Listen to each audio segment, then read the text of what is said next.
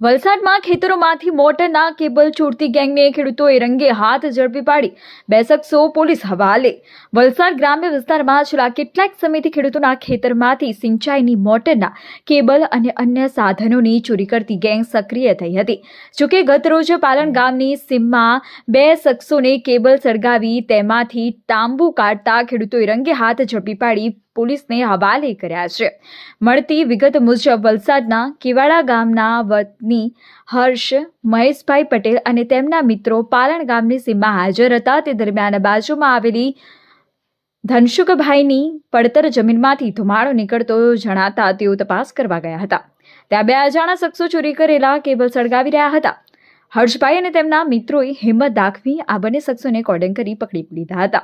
તપાસ કરતા જાણવા મળ્યું હતું કે આ શખ્સો સુઝુકી જીક્સર મોટરસાયકલ GJ15EL 9603 પર આવ્યા હતા અને તેમની પાસેથી આશરે 3 કિલો સળગાવેલ કેબલ વાયર મળી આવ્યા હતા। ખેડૂતોએ તાત્કાલિક પોલીસ હેલ્પલાઇન 112 પર ફોન કરી પોલીસને જાણ કરી હતી। ખેડૂતોએ ઝડપાયેલા આરોપીઓ પરિમલભાઈ ધનસુખભાઈ ઘોડિયા પટેલ રહે પાલણ ગામ અંબા માતા મંદિર પાસે, સંદીપ કુમાર હિતેન્દ્રભાઈ સોલંકી રહે પાલણ ફાટક ગોરવાડા હતા। પકડાયેલા શખ્સોની પૂછપરછમાં સામે આવે છે કે તેઓએ અગાઉ પણ અનેક ખેડૂતોના ખેતરમાંથી ચોરી કરી હતી। ખજુડી અને કેવાડા ગામના ખેતરોમાંથી પણ મોટર કેબલ અને ફાઉન્ડેશન પ્લેટોની ચોરી કરી હોવાની વિગતો બહાર આવી છે।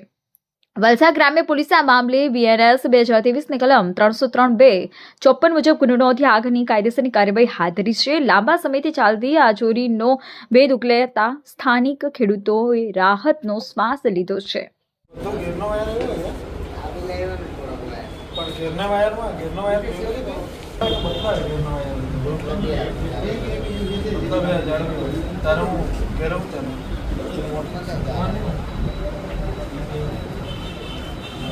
हाँ